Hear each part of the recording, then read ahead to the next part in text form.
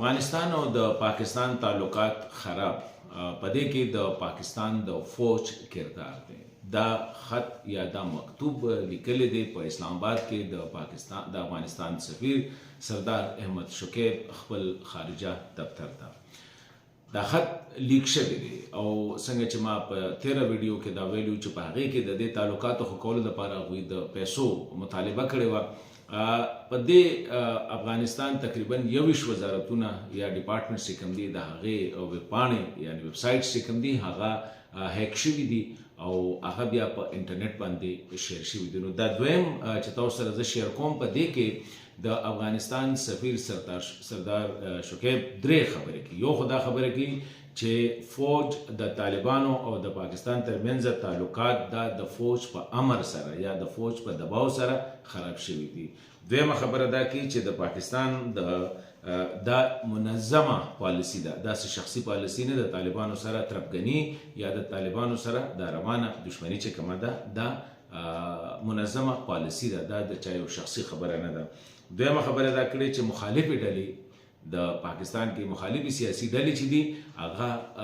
څنګه د حکومت نه دا مطالبه کوي چې د افغانستان پالیسۍ کې د فوج کردار څه دی. او درېیمه چې زه پرې خبرې کوم هغه دا دی چې په کورمه کې کوم واقعات نو وی چې هلته کې دا جګړه کېده، خلک مورچو کې وو، نو خلکو فوج ته او پولیسو ته مینت کو، خو فوج او پولیس صرف ننداره کوله، نندارچي کردار ادا کو یا تماشه کوله. اوس دا د تاسو سره دا دویم لیک حوالې سره خامخا زه تاسو سره د افغانستان پاکستان په حوالې سره زما چینل چې کوم دی تاسو سره دا به شیر کړي وخت په وخت باندې. او که تاسو غواړئ چې اپډیټ پاتې کېدل غواړئ نو ظاهره خبره ده سبسکرایب هم کړئ. د لیکس د مکتوب کې چې دا د افغانستان سفیر لیږلی د خپل وزارت خارجه ته دې کې ورته دا وایي چې څنګه د پاکستان او د افغانستان تعلقات د کله نه خراب شي. دې ورته وایي چې د پاکستان پخوانی وزیر اعظم چې و انوار الحق کاکړ د هغه په وخت کې د فوج په امر باندې دا پالیسی د افغان طالبانو سره د دشمنۍ یا د تربګنۍ دا پالیسی چې کومه ده دا شروع شو د طالبانو خلاف، دغه شروع شوله، تربګني شروع شوله. بیا به کې دی لیکي چېرې زموږ خیال و چېرې دا نوي حکومت راشي نو دې سره کېدای شي بدلون راشي. خو ده وی چې د شهباز شریف حکومت راغی نو هم هغه د طالبانو سره د تربګنۍ هغه پالیسي چې کوم وه هغه جاري وساتله او هغه تر ننه پورې جاري ده. او دې باقاعده په دې کې لیکي چې د طالبانو سره د تربګنۍ دا پالیسي د اسلام آباد چې کوم ده دا د فوج په دې کې د ادارې کردار دی او دا د هغوی په امر سره کیږي. او شهباز شریف هم دغه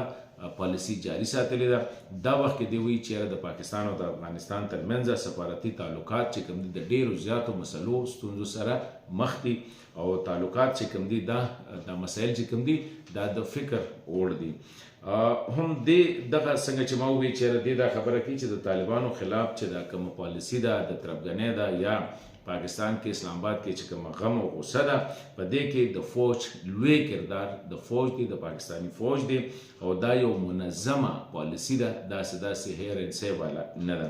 اوس د دې خط نه څه ثابتېږي؟ زه اوس په دې خبر کوم د خط نه دا ثابتېږي چې واقعي طالبان پاکستان سره دا کوم حالات دي په دې باندې فکرمند دي او دوی وایي چې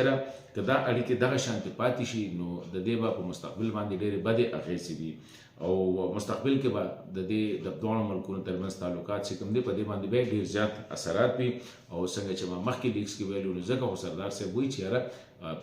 لږ لابینګ پکار دی، لږ خلکو سره ناسته ولاړه پکار دی. دې پکې دا هم لیکي چې مخالف ډلې سیاسي ډلې چې د پاکستان کوم دي هغوی د حکومت چې کومه خارجه پالیسي ده د هغې باندې نیوکې کوي، په هغې باندې تنقید هم کوي او دا هم وضاحت غواړي چې د افغانستان سره کومه پالیسي ده د پاکستان کومه پالیسي ده په دې کې د فوج کردار څه دی. نو ظاهره خبره ده دا خبره خو یې ټیک کړې ده، دلته کې دا خبرې کېږي. هم په دغه خط کې یا په دویم لیکس کې چې کوم راغلی هغه د پښتونخوا د کورمې ضلع چې کومه ده هلته کې چې کومه مذهبي شخړه وي روانه ده نو دې دا خبره کوي چې هلته کې قومي مشران او حکومت او ورسره ریاستي ادارې چې کوم دي په امن قایمولو کې یا په روغه یا جوړجاړي راوستو کې چې کوم دي ناکامه شوي دي. او دې بیا دا لیکي چې یاره حالات هلته کې دا جګړه چې کومه ده دا مذهبي جګړه روانه ده او کله چې خلک مورچو ته لاړ د ورځې او دې بیا رسنۍ کوټ کوي په دې کې مختلف میډیا دغه کوټ کوي چې یاره کله خلک مورچو ته لاړل نو د هغې مطابق فوج ته هم هغوی وویل او پولیس ته هم هغوی وویل چې یاره تاسو راشئ او امن قایم کړئ خو په دغه دوران کې پولیس فوج او دا چې کوم دی صرف تماشا کوله دو ته لږ ټکي استعمال کړي نندارچی کردار یې ادا کړو یعنې صرف یو تماشبین په حیث باندې دی دا کوو نو د دې خط نه دا اندازه لګي چې یاره د افغانستان سفیر په پاکستان کې چې کوم دی هغه خپل حکومت دلته چې کوم حالات دي د هغې نه هم خبر ساتي او د دې سره سره چې کوم دی هغه سنټیمنټس چې کوم دي